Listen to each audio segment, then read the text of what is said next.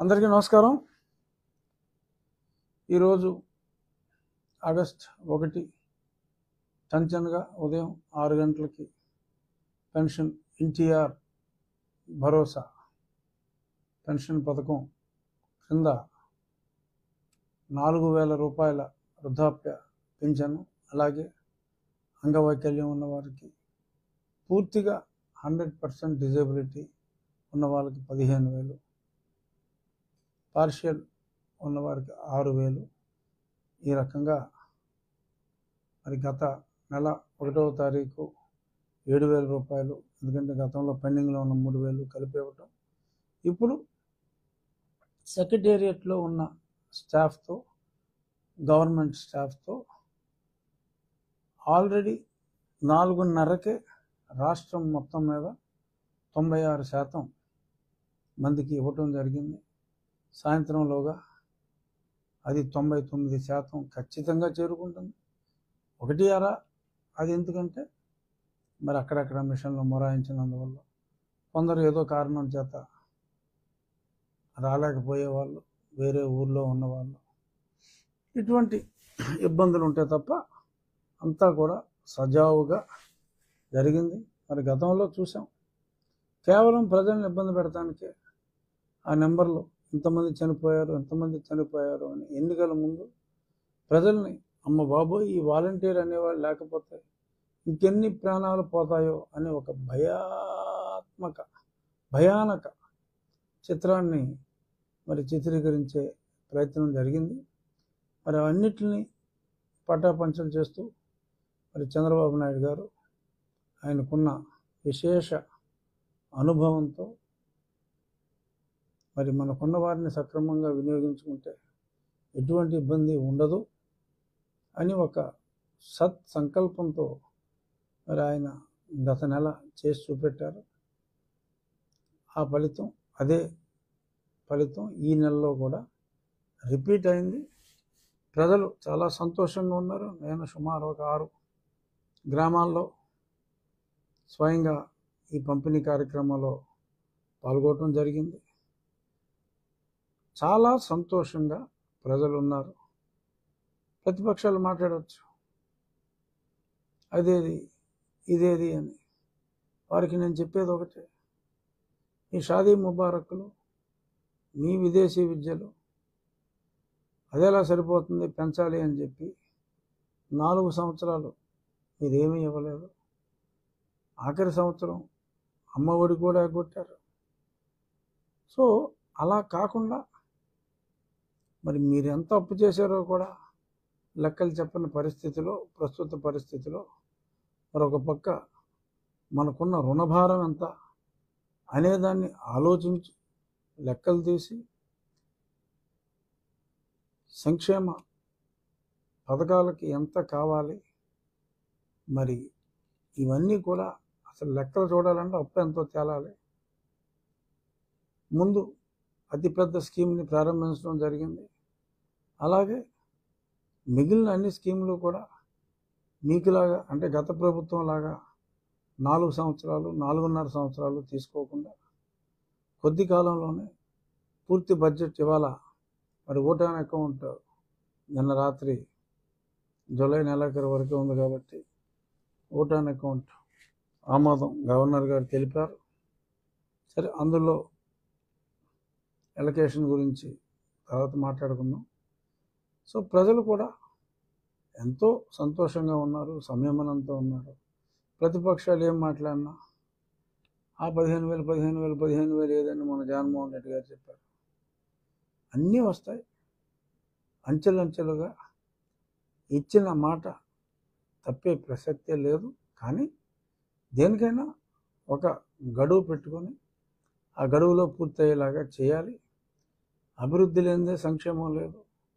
అభివృద్ధి కోసం కూడా మరి ఇప్పుడు త్వరితగతిన మరి పారిశ్రామికవేత్తల్ని, దేశ విదేశాల్లో ఉన్న పారిశ్రామికవేత్తలందరినీ కూడా మరి రిక్వెస్ట్ చేసి ఫాస్ట్ క్లియరెన్స్లు ఇస్తాం, మీరు మంచి పథకంతో ముందుకు రండి, పనులు ప్రారంభించండి అని చెప్పి ఒక పక్క ఆర్థిక వ్యవస్థకి ఊతం ఇచ్చే విధంగా మరి ముఖ్యమంత్రి గారు అహర్నిశలు ఆయన కృషి చేస్తున్నారు. సో ఆయన కృషికి తగ్గ ఫలితం తప్పకుండా వస్తుంది. అలాగే మరి ఇంకాస్త రుణం తీసుకోవాలంటే ఉన్న రుణం తేలాలి, ఏ రకంగా రుణం తీసుకోవాలి. అలాగే మరి బడ్జెట్లో అభివృద్ధిలో భాగంగా చాలా ట్యాక్సేషన్ కూడా పెరిగే అవకాశం ఉంది. అట్ ది సేమ్ టైం చెత్త మీద పన్నులు లాంటి కొన్ని చెత్త పన్నుల్ని తీసేయవలసిన అవసరం కూడా ఉంది. సో ఈ అన్నిటిని సమన్వయం చేసుకుంటూ అభివృద్ధితో పాటు ఇచ్చిన మాట నిలబెట్టుకునే దిశగా సంక్షేమం ఉంటుంది. మరి ఇమ్మీడియట్గా కామెంట్లు చేసి ప్రతిపక్షం వాళ్ళు కూడా చులకనవ్వకుండా ఉండాలి అని నా సూచన. తప్పకుండా త్వరితగతిన ఇతర పథకాలన్నీ కూడా ఖచ్చితంగా మా గౌరవ ముఖ్యమంత్రి గారు అమలు చేస్తారు అని ఆశించడంలో ఎటువంటి సందేహం వలదు అని నేను ఖచ్చితంగా చెప్పగలను.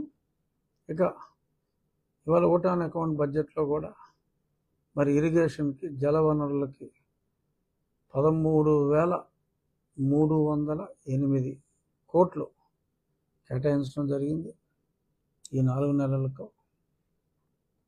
ఎందుకంటే మరి చాలా బిల్స్ కూడా ఆగిపోయి ఉన్నాయి. వాళ్ళకి ఎంతో కొంత పాత బిల్లు క్లియర్ చేయకపోతే పనులు ముందుకు జరగవు. మరి కాంట్రాక్టర్లు అందరూ పారిపోయి ఉన్నారు. మరి అదే జలవనరుల శాఖలో మరి మా వ్యవసాయం సంగతి చూస్తే ఎక్కడ 5 సంవత్సరాలుగా గేట్లకి గ్రీజ్ కూడా పెట్టలా. మొన్న ఏదో వరదలు వచ్చినాయంటే కొన్ని చోట్ల గేట్లు ముయ్యాలి, కొన్ని చోట్ల గేట్లు తీయాలి. ఎలా ఉన్నది అలాగే ఉంది. గేట్లు తెరుచుకోవట్లేదు, గేట్లు మూసుకోవటం లేదు. గుడ్లో మెల్ల మా ఏరియాలో మేము ముందే కొన్ని డ్రైన్లు, కాలువలు పూడిక అంటే ఆ గుర్రపు డెక్క, ఆ కిక్కిస అనే ఆ వీటిని తీసినందువల్ల కొంత బెటర్ ఫ్రీ ఫ్లో ఉండబట్టి డ్యామేజ్ చాలా వరకు కంట్రోల్ అయింది.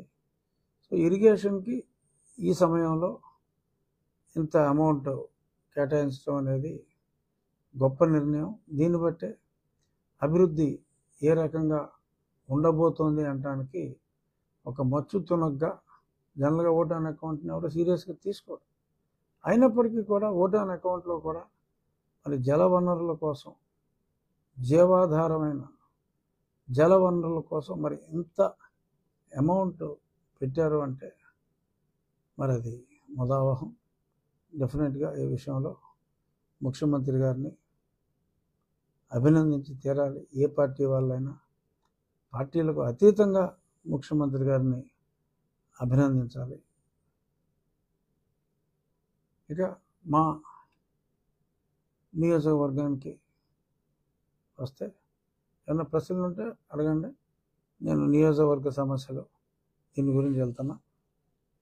అది మీ ముందు జాగ్రత్తగానే మీరు బోధులు ప్రక్షాళన చేశారు కదా సార్. యాక్చువల్గా ఏంటంటే ఈ టైంలో, ఈ వరదలు వచ్చే టైంలో అంటే ప్రతి ఏరియాలో కూడా, ప్రతి మండలంలో కూడా కొన్ని 100 ఎకరాలు ముంపుకి గురి అయ్యాయండి. మీరు ముందు చూపుతోటి ఇలాగ ప్రక్షాళన చేయటం వల్ల ఏంటంటే సార్ రైతులందరూ కూడా చాలా ఆనందం నష్టం చేస్తున్నారు సార్ ఈ విషయంలో. దాని గురించి కూడా ఏంటంటే ఇంకా మిగిలింది ఏంటంటే కాలువలు కూడా పూడిపోయినాయి సార్. ఇప్పుడు వరకు ఏంటంటే పైన చెత్త తీసేది కానీ సార్ ఎవరు కూడా దాన్ని తవ్వటం అనేది ఇప్పుడు వరకు జరగలేదు సార్. దానివల్ల కూడా వాటర్ అవును, ముఖ్యంగా డ్రైన్లో పూడిక చాలా ఎక్కువగా ఉంది. అది కూడా చెప్తా. ఇప్పుడు ఇది నియోజకవర్గం సమస్య, అది నేను చెప్తా. ఇంకేమన్నా మేజర్ స్టేట్ ఇష్యూలు కానీ ఇంకేమన్నా జరిగింది కదా సార్. ఇప్పుడు దశాబ్దాల కాలం నుంచి అది కోర్టులోనే ఉండిపోయింది కదా సార్. ఇప్పుడు 6 ధర్మాసనం పెద్దలు కూడా 7 దాని మీద స్పందన అది ఎన్నాళ్ళుగానో పెండింగ్లో ఉంది. ఇన్ఫ్యాక్ట్ మా ముఖ్యమంత్రి గారు గతంలో కూడా ఈ వర్గీకరణని మరి సమర్థించినట్టుగానే నాకున్న సమాచారం. అలాగే మరి కూటమిలో భాగస్వాములైన భారతీయ జనతా పార్టీ కూడా మరి పెద్దలు నరేంద్ర మోడీ గారు మొన్న ఎన్నికల ముందు హైదరాబాద్ వచ్చినప్పుడు మందకృష్ణ మాదిగ గారిని కూడా చాలా స్పష్టంగా ఆయన కోరుకోవటం, ఇలా చేయటం న్యాయం అని చెప్పి ఆయన చెప్పడం జరిగింది. నిజమైన అసలు రిజర్వేషన్ ఎందుకు పెట్టారు అన్నది మనం ఆలోచిస్తే, రిజర్వేషన్ అండర్ ప్రివిలేజ్డ్ ఎవరైనా ఉంటే సమాన అవకాశాలు లేని వారికి అవకాశం ఇవ్వటం కోసం ఈ విద్యలో కానీ ఉద్యోగాల్లో కానీ ఈ రిజర్వేషన్లు అనే వ్యవస్థ వచ్చింది. ఇప్పుడు ఎస్సీ సామాజిక వర్గాల్లోనే ఒక పర్టికులర్ సామాజిక వర్గం, అంటే పేర్లు అనవసరం, ఒక పర్టికులర్ సామాజిక వర్గం అన్ని రంగాల్లో ముందుకు వెళ్ళింది కాబట్టి వేరే మన కృష్ణ మాదిగ గారికి సంబంధించిన సామాజిక వర్గం వారు ఎక్కువగా ఇంకా ఆ రిజర్వేషన్ ఫలాలని అందుకోలేకపోతున్నారు. కాబట్టి ఇప్పుడు రిజర్వేషన్ ఎంత పెట్టారు, అప్పర్ కాస్ట్లో వాళ్ళకి ఎక్కువ అవకాశాలు ఇంత ముందు నుంచి ఉన్నాయి కాబట్టి వారు తదుపరి అవకాశాలను కూడా ఈజీగా అందిపుచ్చుకోగలరు. సో కాబట్టి గతంలో అవకాశం దక్కని వారికి అవకాశం రావాలి అంటే రిజర్వేషన్లు ఉండాలి అని బీసీ రిజర్వేషన్లు, ఎస్సీ రిజర్వేషన్లు పెట్టడం జరిగింది. ఇప్పుడు ఆ ఎస్సీ రిజర్వేషన్స్లో ఒక పర్టికులర్ సామాజిక వర్గం త్వరగా వారికి గతంలో అనగబడి ఉన్నప్పటికీ కూడా, అప్పుడు అవసరం ఉన్నప్పటికీ కూడా త్వరగా ఆ కేటగిరీలో త్వరగా అభివృద్ధి మార్గంలోకి ఎక్కువ మంది వచ్చారు కాబట్టి వారి రిజర్వేషన్ వారి జనాభా ప్రాతిపదికన వారికి ఇస్తూ, ఇతర అదే దళిత సామాజిక వర్గంలో అంతకంటే చాలా తక్కువ అవకాశాలు వస్తున్న వారికి కూడా అవకాశం రావటం కోసం ఈ వర్గీకరణ అనే దాన్ని సోదరుడు కృష్ణ మాదిగ అది ఎన్నాళ్ళుగానో కొన్ని దశాబ్దాలుగా తను పోరాడుతున్నాడు. మరి తన పోరాటానికి ఇవాళ ఒక ప్రత్యక్షంగా ఒక రిజల్ట్ రావటం, రాష్ట్ర ప్రభుత్వానికి మీరు డిసైడ్ చేయండి, ఎటువంటి నియామకాలు నిబంధనలు మీకు అడ్డు రావు, ఏ రాష్ట్రం అయితే వర్గీకరణ చేసుకోవాలి అనుకుంటుందో. ఎందుకంటే ఈ వర్గీకరణ గురించి రాష్ట్రాలకు ఎందుకు ఇచ్చారు, కేంద్రమే చేయొచ్చు కదా అని నీకు అనుమానం రావచ్చు. వచ్చిందా? ఎందుకు అంటే ఒక్కొక్క చోట ఎస్సీ సామాజిక వర్గంలో అభివృద్ధి చెందిన ఆ సామాజిక వర్గంలో అభివృద్ధి చెందిన కులం కొన్ని ఉంటాయి. సంఖ్యాబలం ఉన్నప్పటికీ అభివృద్ధిలో 10%. ఇప్పుడు ఒక 100 ఉద్యోగాలు వచ్చినాయి అనుకో, ఒక పర్టికులర్ సెక్ట్కి ఒక 80 వచ్చి ఇంకో పర్టికులర్ బలమైన వర్గానికి, అంటే జనాభా దామాషా ప్రకారం బలమైన వర్గానికి 20 వచ్చినాయి అనుకో, జనం సగం 50 ఉద్యోగాలు వారికి 80 వచ్చి వీరికి 20 వచ్చినాయి అనుకో, ఈ జనాభా దామాషా ప్రకారం వీరికి అన్యాయం జరిగినట్టు. సో కాబట్టి న్యాయం చేయాలి అని కృష్ణ మాదిగ గారు పోరాటం.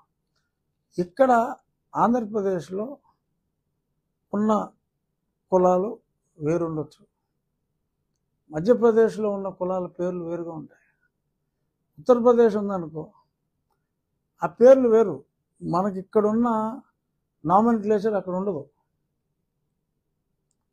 ఆ పేర్లు వేరుగా ఉంటాయి. అలాగే బీహార్లో షెడ్యూల్ కాస్ట్లో ఉన్న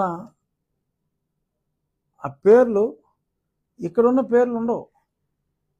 మనం ఇక్కడ మాల, మాదిగ కొన్ని పేర్లతోటి ఇక్కడ ఉన్నారు. యూపీలో ఈ పేర్లు ఉండవు. పాస్వాన్ అని ఉంటుంది, అక్కడ వాళ్ళు షెడ్యూల్ కాస్ట్. అక్కడ పాస్వాన్ బేసికల్గా అక్కడ నార్త్లో యుద్ధాలు ఎక్కువ జరిగి మన సౌత్లో కన్నా నార్త్లో యుద్ధాలు ఎక్కువ. So warrior community Paswan, Ram Vilas Paswan కావచ్చు, అలా పాస్వాన్స్. బట్ వాళ్ళు షెడ్యూల్ కాస్ట్ రిజర్వేషన్స్లో ఉంటారు. సో అక్కడ ఈ వర్గీకరణ పాస్వాన్ పేరు మీద ఉంటుంది, ఇంకో పేరు మీద ఉంటుంది. ఇక్కడ వర్గీకరణకి ఇక్కడ ముఖ్యమైన కులాల సంఖ్యను బట్టి ఇక్కడ ఉంటుంది. సో అంచేత ఏ రాష్ట్రానికి ఆ రాష్ట్రం చేసుకోవాల్సిందే తప్ప కేంద్రం ఒక సూచన, అలాగే సుప్రీంకోర్టు కూడా అది రాష్ట్రాలు వారి ఇష్ట ప్రకారం చేసుకోవాలి. కొన్ని చోట్ల వర్గీకరణ అవసరం ఉండకపోవచ్చు, ఉన్నాయే 2-3 ఉండి అందరికీ సమానంగా ఆ రిజర్వేషన్ ఫలాలు వస్తున్నప్పుడు వర్గీకరణ అవసరం ఉండకపోవచ్చు. అందుకని చెప్పి సుప్రీంకోర్టు రాష్ట్రాలకి ఆ హక్కునిచ్చింది. గతంలో కూడా చంద్రబాబు నాయుడు గారు మద్దతు ఇచ్చి ఉన్నారు నాకున్న అవగాహన ప్రకారం. కాబట్టి డెఫినెట్గా సుప్రీంకోర్టు తీర్పు ఇప్పుడు ప్రతిబంధకాలన్నీ తొలగినాయి. కాబట్టి అందులో ప్రధానమైన రాష్ట్రంలో డబుల్ ఇంజిన్ సర్కార్ లాగా ఇక్కడ కూడా ప్రభుత్వంలో ఉంది. కాబట్టి కార్డు పడే అవకాశాలు పుష్కలంగా ఉన్నాయి. నా వరకు నేనైతే, ఎందుకంటే రాష్ట్ర ప్రభుత్వం తరఫున నేను మాట్లాడలేను ఒక ఎమ్మెల్యేగా, బట్ నా వరకు నా అభిప్రాయం నువ్వు అడిగితే నేను దీన్ని మనస్ఫూర్తిగా సుప్రీంకోర్టు తీర్పుని మనస్ఫూర్తిగా సమర్థిస్తున్నాను. అది దీని మీద. ఇక పూర్తిగా మన నియోజకవర్గం ఈ అభివృద్ధి కార్యక్రమాలు ఎవ్రీ వీక్ మనం ప్రెస్ మీట్ పెట్టుకుంటున్నాం. అందులో భాగంగా నేను చెప్పాలనుకునే దానికన్నా ముందు ఈరోజు జరిగిన ఒక సంఘటనని, ఐ థింక్ మీరు కూడా ఉన్నారు ఆ సమయంలో, మనం 3 ఊర్లు తిరిగి వచ్చాం. అప్పుడే గోపీకృష్ణ అని ఒక అడ్వకేట్ సోమవారం ఉదయం నాకు ఫోన్ చేస్తే నేను ఎత్తలేదు, నెంబర్ తెలియదు, ఎత్తలేదు. తర్వాత అతను 2-3 మెసేజెస్ చేసి మాట్లాడాలి, అర్జెంటుగా మాట్లాడాలి అంటే నేను కాల్ చేయడం జరిగింది. ఆ వ్యక్తి మాది కోదాడండి, నేను అడ్వకేట్ని, మా తండ్రి గారు చనిపోయారు నిన్ననే, మొన్న ఐ థింక్ శనివారం నాడు మొన్ననే చనిపోయారు. కార్యక్రమాలన్నీ అయినాయి. మీకు వీరాభిమాని, చాలాసార్లు రాజుగారిని మనం కలవాలి అని చెప్పి నాతోటి అనేవారు. ఆయన సడన్గా కాలం చేశారు. మీరు జైల్లో ఉన్నప్పుడు కూడా ఆ తప్పుడు రిపోర్ట్ ఇచ్చిన ఆ డాక్టర్ మీద మెడికల్ కౌన్సిల్ కూడా మరి లేఖ రూపంలో తెలియజేసి ఆ కేసును వదలొద్దు అని చెప్పి కూడా నన్ను మీకు ఒక లేఖ కూడా రాయమన్నారు. రాద్దాం నాన్న అని చెప్పా. ఈలోపు మరి ఆయన మాసివ్ హార్ట్ అటాక్ వచ్చి 60 సంవత్సరాల వయసులోనే మరి ఆయన చనిపోవడం జరిగింది. అంటే నాకు అర్థం కాల. అలాగమ్మా, చాలా ఐఎమ్ వెరీ సారీ, అంత ఎంగేజ్లో నాకు హార్ట్ సర్జరీ అయింది. బట్ ఒకసారి సర్జరీ అయితే ఇబ్బంది తక్కువ, ఫస్ట్ టైమే మాసివ్ హార్ట్ అటాక్ రావడం దురదృష్టం అని చెప్పి నేను నార్మల్గా మాట్లాడా. ఏమీ లేదండి, నాదొక కోరిక, మా నాన్నగారి ఆఖరి కోరిక అనుకోండి. మా నాన్నగారి మిమ్మల్ని చూడాలనుకున్నారు, ఎందుకంటే ఈలోపు చనిపోయారు. వారి అస్థికల్ని తీసుకొచ్చి మీకు చూపిస్తే మా నాన్నగారు మిమ్మల్ని చూసినట్టుగా నేను భావిస్తాను. వారి అస్థికల్ని గోదావరిలో కలిపే ముందు అస్థికల్ని ఒకసారి మీకు చూపెడితే మా నాన్నగారి కోరిక తీర్చిన వాడిని అవుతాను, అది నాకు ఒక మానసిక సంతృప్తిని ఇస్తుంది అంటే నా కళ్ళు చెమ్మగిలినాయి. ఒక పక్క దుఃఖం, మరి అతని తండ్రి చనిపోయాడు అని మాట్లాడుతూ ఉంటే, ఈ రకంగా మాట్లాడితే అరే మరి ఇవాళ పిలిచి భోజనం పెడితే మన వినాశనం కోరుకునే వ్యక్తులు మన చుట్టూ తిరుగుతున్న ఈ రోజుల్లో మన ముక్కు మొహం తెలియని వ్యక్తి ఏనాడో అంతకు మునుపు నన్ను అజ్ఞాతంలో ప్రేమిస్తున్న కుటుంబం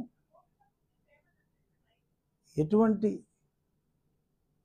పరిచయం అంటే ప్రత్యక్ష పరిచయం లేకుండా ఈ రకంగా మాట్లాడటం, ఇట్స్ ఏ బిగ్ షాక్.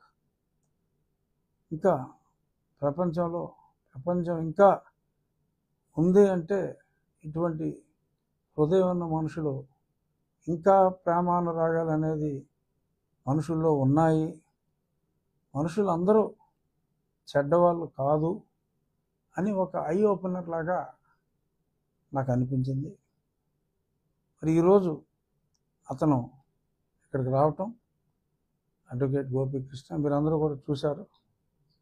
కారులో వారి బంధువులతో కలిసి అస్థికలు తీసుకుని వెళ్తూ మరి నేను వారి తండ్రి గారికి నమస్కరించినట్టుగానే భావించి మరి ఆ అస్థికల ఆ మట్టి కుండకి నమస్కరించడం జరిగింది. అనిపిస్తుంది ఇంతకన్నా అంటే అంటే అది ఆనందించవలసిన సమయం కాదు, కానీ ఒక సాటిస్ఫాక్షన్, ఇంకా మంచితనం మిగిలి ఉందన్న ఒక తృప్తి. అలాగే మరి ఇంతమంది హృదయాల్లో మనం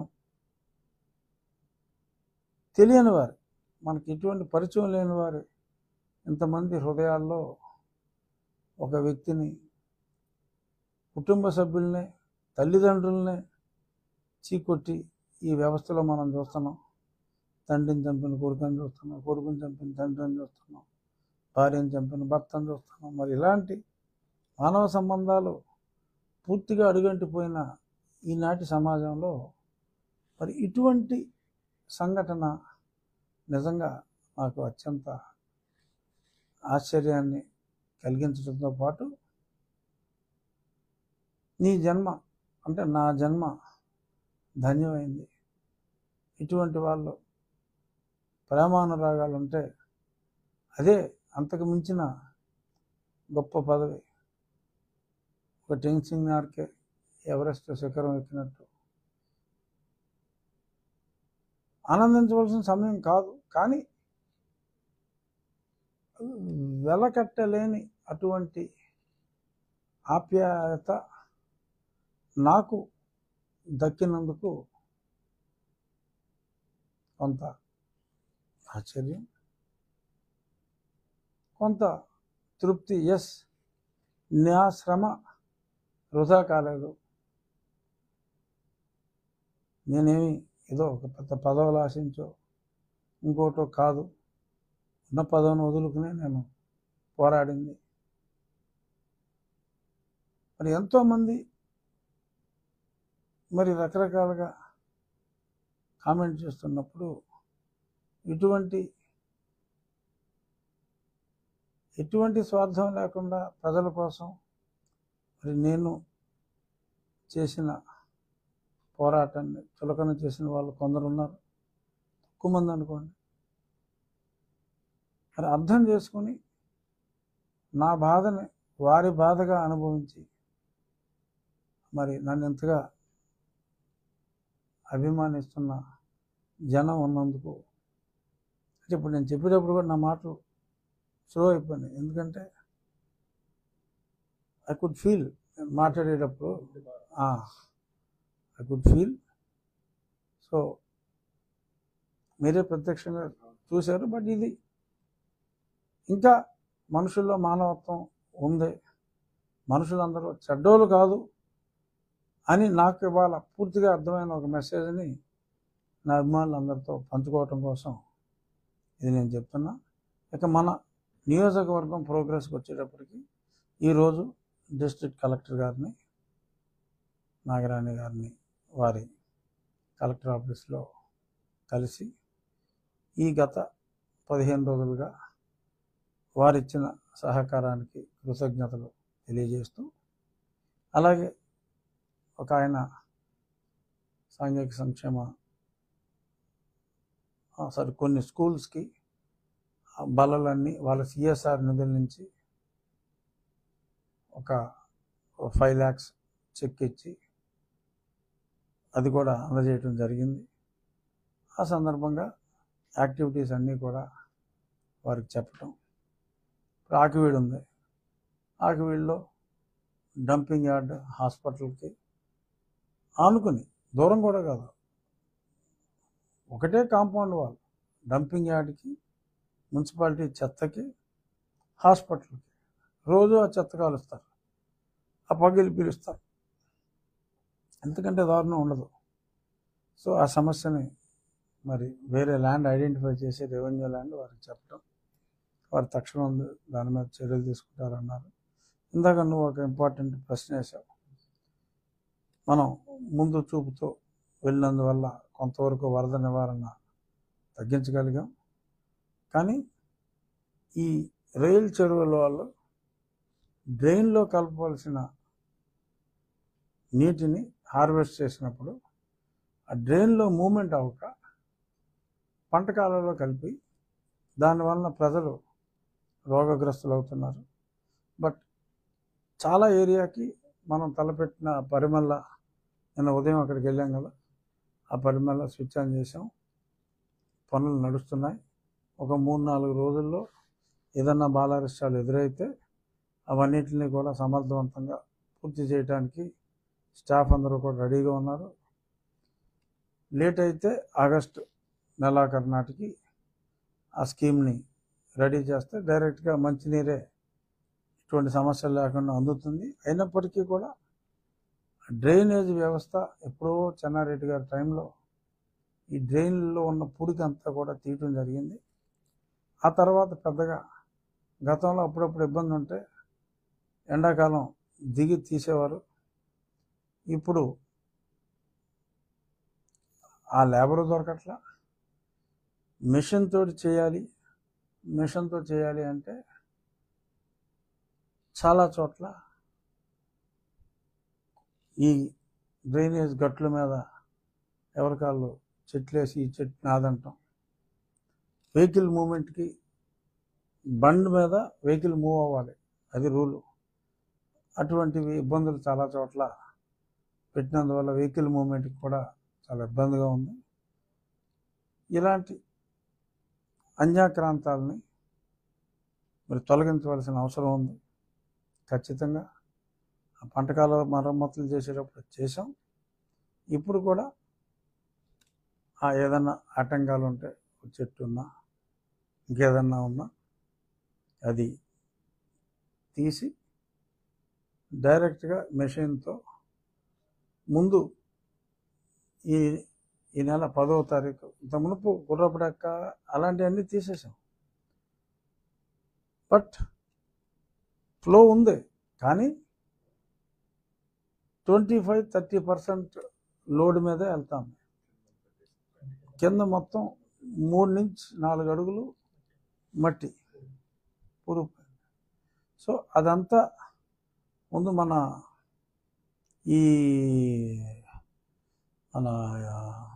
జోలపాలెం నుంచి ఇటు మన కలవపూడి 6-7 కిలోమీటర్ల స్ట్రెచ్, అక్కడ మోస్ట్లీ ఈ నెల ఆగస్టు వచ్చింది కదా, 9-10 తారీఖుల్లో మంచి రోజు చూసి అది ప్రారంభిస్తాం. కలెక్టర్ గారికి కూడా తెలియజేయడం జరిగింది. వారిని కూడా ఆ పని మొదలు పెట్టేటప్పుడు ఎప్పుడో చెన్నారెడ్డి గారి టైంలో జరిగింది, మళ్ళీ మొదలు పెడతాం మన నియోజకవర్గంలో. సో దానికి కూడా మనం రాష్ట్ర ప్రభుత్వం మీద ఆధారపడకుండా రైతుల సహకారంతో మనమే చేసుకుంటున్నాం. అది కలెక్టర్ గారు మోస్ట్ లైక్లీ ఆవిడే వచ్చి ఆ పనుల ప్రారంభం ఆవిడ సమక్షంలోనే ప్రారంభించడం జరుగుతుంది. అలాగే స్కూళ్ళు అన్నీ కూడా ఈ 10 రోజుల వాన చాలా ఇబ్బంది పెట్టింది. అయినప్పటికీ కూడా ఇప్పుడు తగ్గుముఖం పట్టింది కాబట్టి ఈ 15 రోజుల్లో చాలా వరకు మెజారిటీ ఆఫ్ ది స్కూల్స్లో కొన్ని చోట్ల పాత బిల్డింగ్ ఉన్న సీలింగ్లు పెంకులు అన్నీ తీసి న్యూ మోడర్న్ రూఫింగ్ తోటి కూడా విత్ హీట్ ప్రూఫ్ చేయటం జరిగింది. సుమారు ఒక 3 స్కూల్స్లో ఒక 27-28 వేల సేఫ్టీ ఆ రకంగా చేయటం జరిగింది. సో కొన్ని స్కూల్స్ ప్రారంభోత్సవం ఆగస్టు 15వ తారీఖు కొత్తగా కట్టిన బిల్డింగ్స్ కొన్ని స్కూల్స్, అలాగే ఉండి మన అబ్బాయిరాజు పార్క్ ఉంది కదా, ఆ బయట ఉన్న అక్రమ షాప్స్, చికెన్ షాపులు, చేపల కొట్లు, చేపల షాపులు అన్నీ తీసేయటం జరిగింది. రాత్రి పగలు ఆ పార్క్ అభివృద్ధి కోసం పనిచేస్తున్నారు. 5 సంవత్సరాలు పూర్తిగా మూతపడి అసాంఘిక కార్యక్రమాలకు నిలయంగా మారిన ఉండి పార్కు మళ్ళీ కలెక్టర్ గారి చేతుల మీదుగా 15వ తారీఖు ప్రారంభించడం జరుగుతుంది ఆ పార్కు. అలాగే సోషల్ వెల్ఫేర్ హాస్టల్స్లో అందరికీ కాట్స్, బాత్రూముల పునర్నిర్మాణం, ఫ్యాన్లు లేవు పాపం, ఫ్యాన్లు లేవు, మంచాలు లేవు. సో అన్నిటికి నిన్న ఒక 40 ఫ్యాన్లు కూడా పంపడం జరిగింది. మంచాలు కూడా 1-2 రోజుల్లో అందరికీ మంచాలు, మ్యాట్రెస్, తలగడ, 2 బెడ్షీట్లు, ఇవన్నీ కూడా social welfare hostels, BC welfare hostel ఒకటి, మనకి ఎస్సీ వెల్ఫేర్ 3 ఉన్నాయి. ఆ 4 హాస్టల్స్కి ఇవన్నీ కూడా మన ఇన్ఫ్రాస్ట్రక్చర్ ఫండ్ నుంచే అన్నీ ఏర్పాటు చేయటం జరిగింది. అలాగే హాస్పిటల్ కూడా నాకివీడు హాస్పిటల్ కూడా సుమారు ఒక 15 లక్షల రూపాయలు మన ఫండ్ ద్వారా ఖర్చు పెట్టడం జరుగుతుంది. అలా ఏదున్నా సరే ప్రజల సంపూర్ణ సహకారం నాకు పూర్తిగా ఉంది. అనుకున్న పనులన్నిటికీ కూడా ఇబ్బంది లేకుండా ఎవరికి వాళ్ళు, నేను వారానికి 4-5 రోజులు ఇక్కడే ఉంటాను కదా, ఎవరికి వాళ్ళు వచ్చి స్వచ్ఛందంగా వచ్చి ఈ అభివృద్ధి పనులు చూసి, ఈ పనులు చూసిన తర్వాత మాకు కూడా ముందుకు వచ్చి ఇలా చేయాలనుకుంటున్నాను అని అంటే దానికి తగ్గట్టుగా మన పరిధి స్టెప్ బై స్టెప్ పెంచుకొని, ఏదైతే నేను ఎన్నికల ముందు నా పర్సనల్ ఎజెండా కంటే సూపర్ 6లు కాకుండా నా పర్సనల్ మేనిఫెస్టో ఇచ్చాను, అది 100% చేయగలం. ఇక ఈ డ్రైనేజ్ కెనాల్ ఈ పుడికైతే తీసేస్తాం, మళ్ళీ ఇంకో 7-8 ఏళ్ళు 10 ఏళ్ళు ఇబ్బంది ఉండదు డ్రైనేజీల్లో. బట్ రెగ్యులర్గా వచ్చే ఈ గుర్రపు డెక్క ఇది తీయాలి అంటే పెద్ద ప్రాబ్లం వచ్చి మనకు పంటని అద్దె తీసుకురావాలి. అది తీసుకురావటం, తీసుకెళ్ళటం, అది కాస్ట్ ఎక్కువ, దొరకవు కూడా, షార్టేజ్. సో ఒక 2 పంటలు అంటే సుమారు 45 లక్షల రూపాయలు అవుతుంది. 2 పంటలు నేనే తయారు చేయించి రైతులకి, ఇప్పుడు రేపు మాకు నీటి సంఘాలు కూడా ఏర్పాటు అవుతాయి, ఆ నీటి సంఘం వారికి మా కార్పస్ ఫండ్ నుంచి అది తయారు చేసి ఆ పంటలు ఇచ్చేస్తాం పర్మనెంట్గా. ఆ 4 మండలాల నీటి సంఘం వాళ్ళు వాళ్ళ అవసరాన్ని బట్టి ఈ కెనాల్ సిస్టంలో చాలా వరకు ఆ నీటిలోనే ఆ పంట వెళ్ళిపోయి వేరే డెస్టినేషన్కి వెళ్ళేలాగా, అంటే ఏమన్నా బ్రిడ్జ్ లాగా ఉన్న బ్రిడ్జ్ కింద నుంచే వెళ్ళిపోయేలాగా ఆ పంట డిజైన్ చేయడం జరుగుతుంది.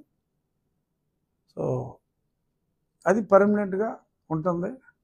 ఎక్విప్మెంట్ కొన్ని మ్యాన్ అవర్స్ తీసుకుని, పంట కాస్ట్ ఎక్కువ మనకి, ఆ పంట ఎక్కి అదంతా క్లియర్ చేసుకుంటారు. సో పర్మనెంట్గా రేపు ఫ్యూచర్లో రాష్ట్ర ప్రభుత్వం నిధులు ఇచ్చినా ఇవ్వకపోయినా వీళ్ళే రైతులు 500 రూపాయలు వేసుకున్న చాలు సంవత్సరానికి, తక్కువ ఖర్చులో అయిపోతుంది. ఈ పంట సాయంతో వాళ్ళు ఆ పనులు ఎప్పటికప్పుడు చేసుకుంటానికి వీలుంటుంది. సో అది కూడా ఒక 2 నెలల్లో మనం తయారు చేసే ఆ పంటలు కూడా వాళ్ళకి ఇచ్చేయడం జరుగుతుంది. సో ఈ రకంగా పనులన్నీ అయితే అద్భుతమైన ప్రజల సహకారంతో అనుకున్న విధంగా ముందుకెళ్తున్నాం. సో 15వ తారీఖు చాలా ప్రారంభోత్సవాలు అయితే కొన్ని స్కూల్స్, అలాగే పార్కు, ఇంకా కొన్ని ఇక్కడి నుంచి జరుగుతూ ఉంటాయి. ఇంకా అన్నిటికన్నా ముఖ్యమైనది నేను చెప్పడం మర్చిపోయా, సచివాలయాలు గతంలో నిర్మాణం మొదలుపెట్టినాయి. చాలా వరకు ఇప్పుడు 43 లక్షలు అలాట్ అయింది. అవన్నిటికి అరాకొర పనులు మిగిలినాయి. అవి అయ్యేదాకా అవి ఉపయోగంలోకి తీసుకురావడం, అలా వదిలేస్తే అవి పాడైపోతున్నాయి. సో ఒక ఎక్కువ అమౌంట్ అక్కర్లా, ఒక ఆల్మోస్ట్ 12, 6 ఒక 18 భవనాలకి సుమారు 1.5 కోటి వ్యయంతో కంప్లీట్ చేసేయచ్చు. కంప్లీట్ చేస్తే మనం ఉపయోగంలోకి తీసుకొస్తే చాలా చోట్ల ఎగ్జిస్టింగ్ పంచాయతీ బిల్డింగులు పడిపోయే స్థితికి చేరుకున్నాయి. కొన్ని చోట్ల ఎంఆర్ఓ ఆఫీసులు కూడా పడిపోయే స్థితికి చేరుకున్నాయి. సో ఇవన్నీ కంప్లీట్ చేసి వేరే ఇతర అవసరాలకి అన్నిటికీ కూడా సర్దుకునే విధంగా ముందుకెళ్ళడానికి వీలుగా, సో మండలంలో ఉన్న ఫండ్స్, జడ్పీ ఫండ్స్, ఇంకెక్కడైనా తగ్గితే ఆ ఊరు ప్రజలను మీరే వేసుకోండి బాబు, 1 లక్ష షార్టేజ్ వచ్చింది, మీరే వేసుకోండి, ఇది కంప్లీట్ చేయండి అనే విధంగా ముందుకెళ్ళి 2 నెలల కాలంలో పెండింగ్లో ఉన్న సెక్రటేరియట్, విలేజ్ సెక్రటేరియట్ బిల్డింగ్స్, పెండింగ్లో ఉన్న హెల్త్ క్లినిక్స్ సుమారు 8 వరకు ఉన్నాయి. హెల్త్ క్లినిక్స్ అన్నీ కూడా కంప్లీట్ చేసేసి 60 రోజులు టార్గెట్ మాది. 60 రోజుల్లో అవన్నీ కూడా ప్రజలకు అందుబాటులోకి తీసుకొచ్చి ఏ అయితే హెల్త్ క్లినిక్స్ ఉన్నాయో అక్కడ అవసరం అయితే ప్రభుత్వం చేసే టెస్టులు కాకుండా ఎవరైనా కొన్ని హాస్పిటల్స్ వాళ్ళ సౌజన్యంతో ఇంకొన్ని ప్రజలకు ఉపయోగపడే టెస్టులు మళ్ళీ పట్టణాలకు వెళ్ళి ఇంకో దగ్గరికి వెళ్ళి ఎక్కువ ఖరీదు లేకుండా కంపల్సరీగా కొంతమంది పేషెంట్లకు చేయవలసిన టెస్టులు అక్కడ ప్రభుత్వం సమకూర్చిన ఎక్విప్మెంట్తో కాకుండా ఇంకేమన్నా ఎక్స్ట్రా టెస్టులు అవసరమైతే కనీసం 3-4 గ్రామాల్లో ఒక దగ్గర అయినా సరే కొంతమంది మా డాక్టర్ ఫ్రెండ్స్తో మాట్లాడి సిఎస్ఆర్ కింద కొన్ని పరీక్షలు మీరు నిర్వహించండి అని చెప్పి ముందు ఫెసిలిటీ ఉంటే వాళ్ళని టేకప్ చేయమని అడగవచ్చు. అది ఎలా అడగాలి అనే దిశగా కూడా ఆలోచిస్తున్నాం. ముందు అవి కంప్లీట్ చేసిన తర్వాత ఆ ఫెసిలిటీతో మనం ఎవరినైనా రిక్వెస్ట్ చేసే అవకాశం ఉంటుంది.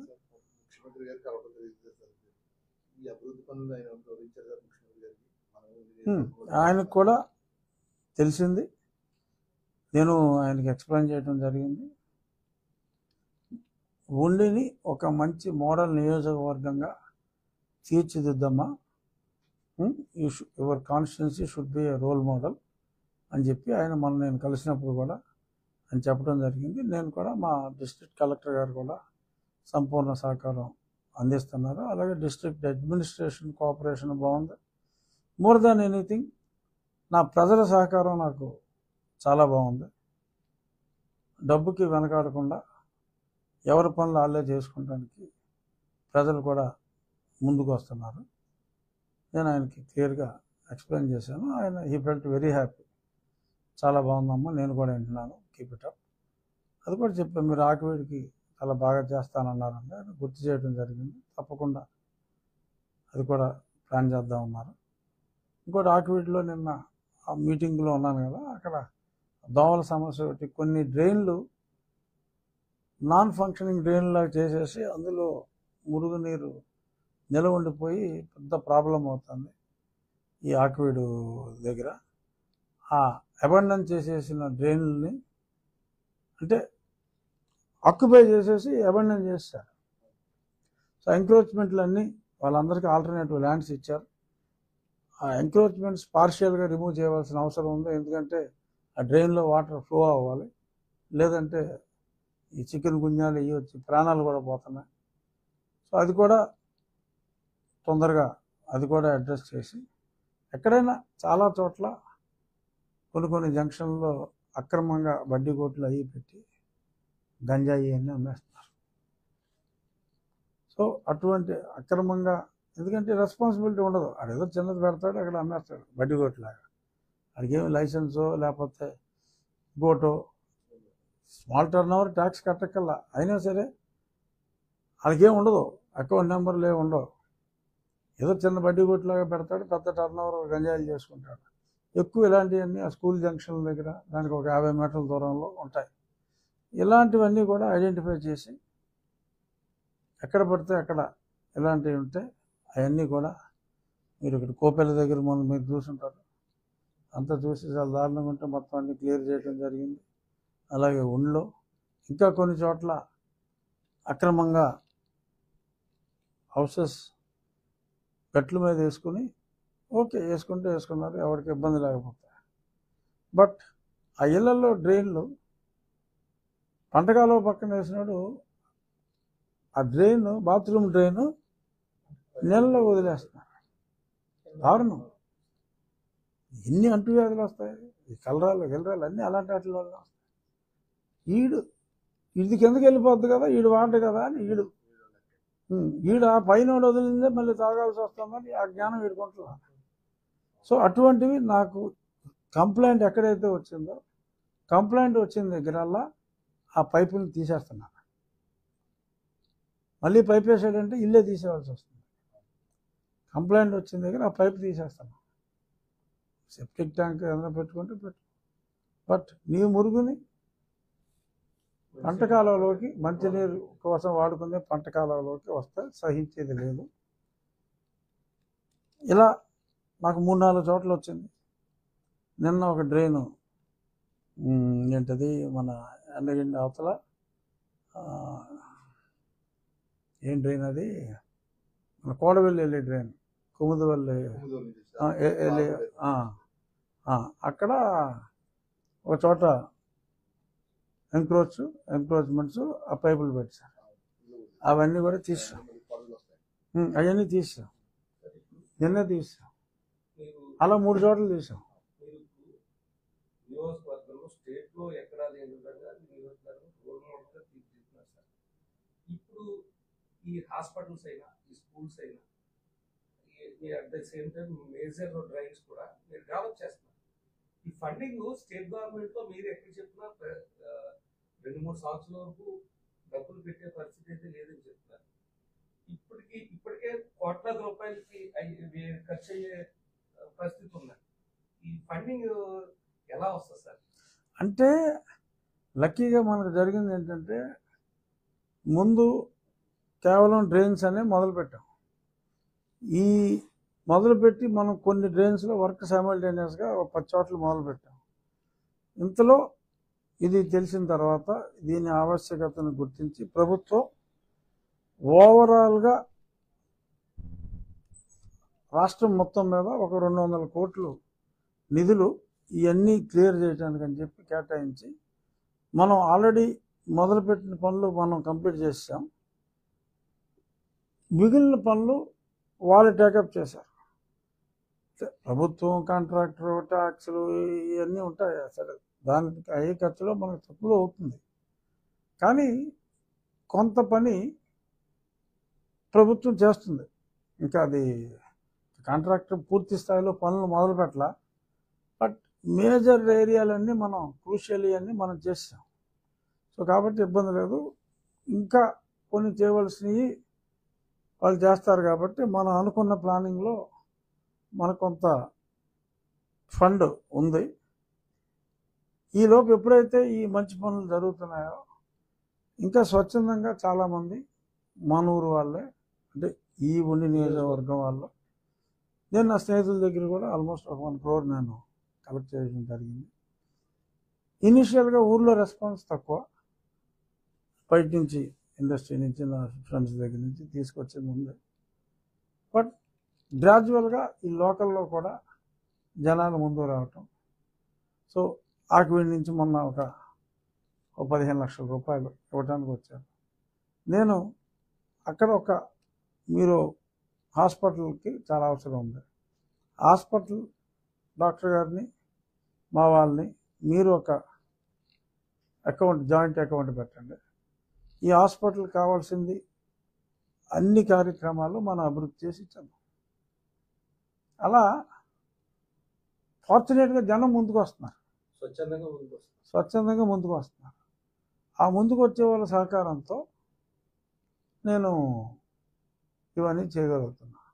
అలాగే చాలా ఊర్లో సెటిల్ అయిన వాళ్ళు హైదరాబాద్లో అక్కడ ఉన్నారు. వాళ్ళందరూ కూడా తెలిసిన వాళ్ళే.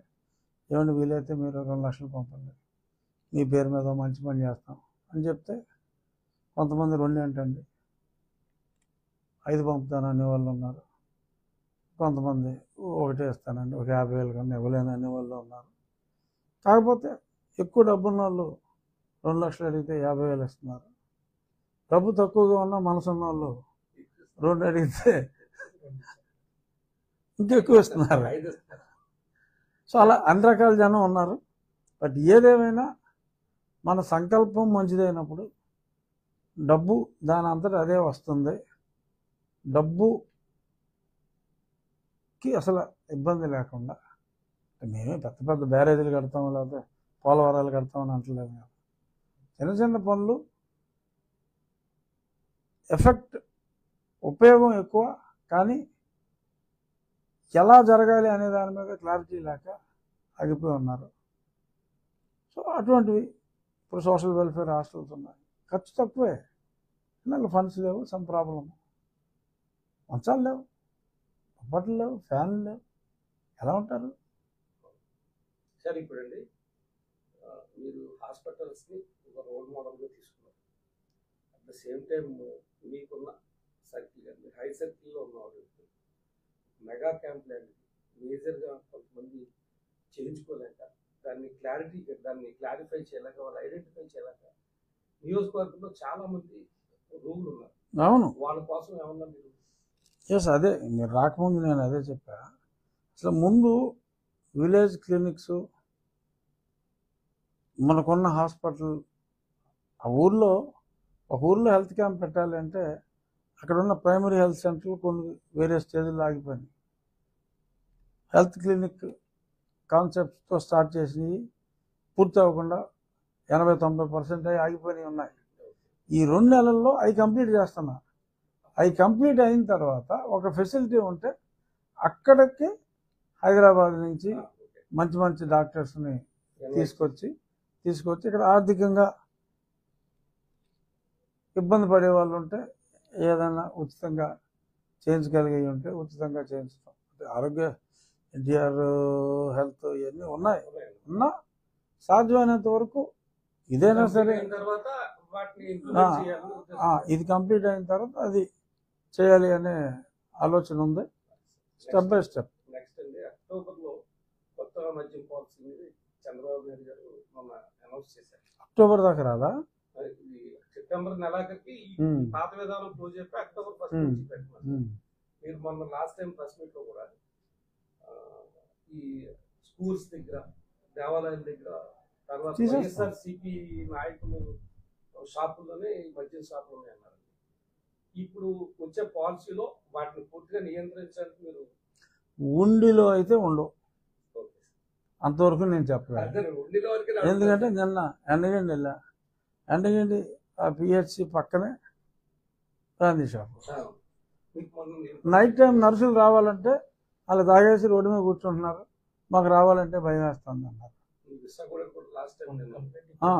ఇటువంటివి ఎక్కడున్నా డెఫినెట్గా నా నియోజకవర్గ పరిధిలో గుడికి, బడికి, హాస్పిటల్కి మినిమం డిస్టెన్స్ మెయింటైన్ చేయకుండా అనుమతులు ఉండవు.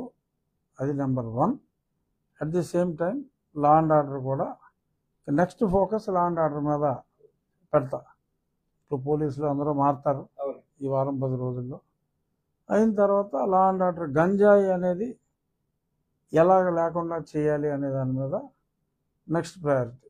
ముందు ఇన్ఫ్రాస్ట్రక్చర్, అయిన తర్వాత స్టెప్ బై స్టెప్. ముఖ్యమంత్రి గారు చెప్పారు రోల్ మోడల్ లాగా ఉండాలని, ఆ దిశగా ముందుకెళ్తాం. Thank you.